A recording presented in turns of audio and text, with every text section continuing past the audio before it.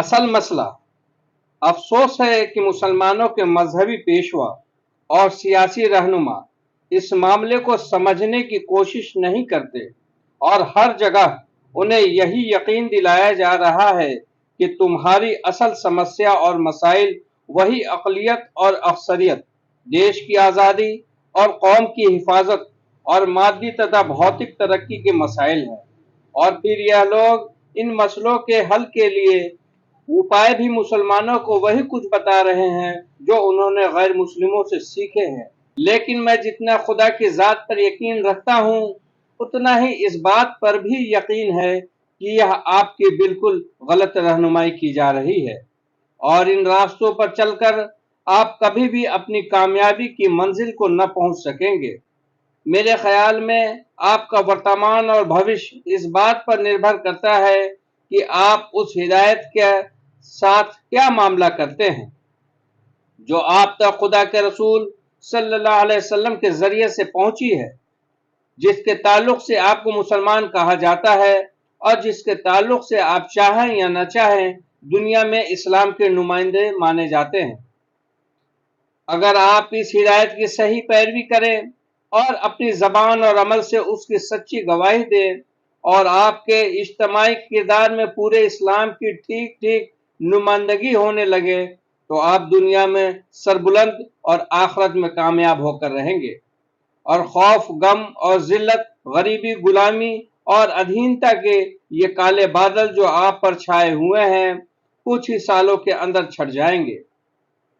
हक की तरफ आपकी दावत और आपका नेक किरदार दिलों और दिमागों को मोहित करता चला जाएगा।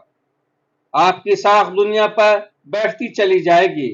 इंसाफ की उम्मीदें आपसे की जाएंगी। भरोसा आपकी अमानत और इंसाफ पर किया जाएगा।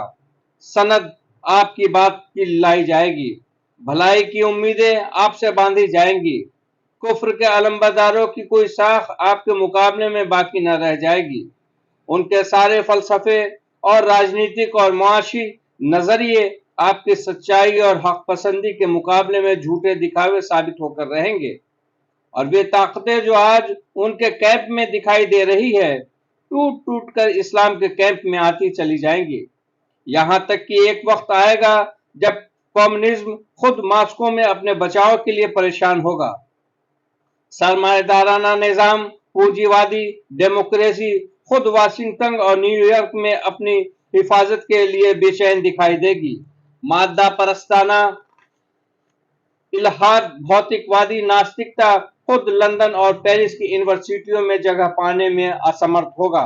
नस्ल परस्ती और कौम परस्ती खुद जर्मनों में अपने पैरों न पा सकेगी और यह आज का दौर केवल इतिहास में एक शिक्षाप्रद कहानी के रूप में बाकी रह जाएगा कि इस्लाम जैसी आलमगीर, विश्वव्यापी और विश्व विजयी ताकत के नामलेवा कभी इतने बेवकूफ हो गए थे कि मूसा की लाठी बगल में थी और लाठियों और रस्सियों को देख देख कर कांप रहे थे।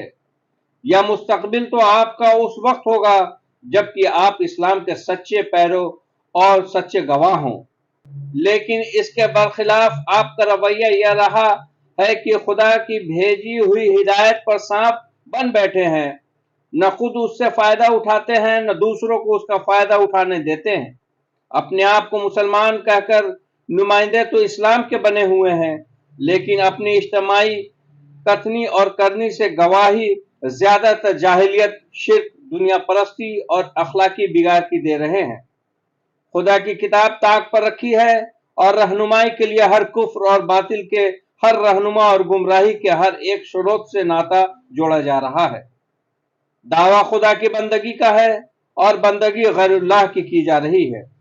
दोस्ती और दुश्मनी हर एक निजी फायदे को सामने रखकर की जाती है और फरीक दोनों सूरतों में इस्लाम को बनाया जा रहा है और इस तरह अपनी जिंदगी को भी इस्लाम की बरकतों से महरूम कर रखा है और दुनिया को भी इस तरफ आकृष्ट करने के बजाय उल्टा दूर कर रहे हैं। तो इस सूरत में ना आपकी दुनिया ही संवर सकती है और ना आखिरत। इसका नतीजा तो खुदा के नियमानुसार वही कुछ है जो आप देख रहे हैं और नामुमकिन नहीं कि भविष्य इस वर्तमान से भी बुरा हो।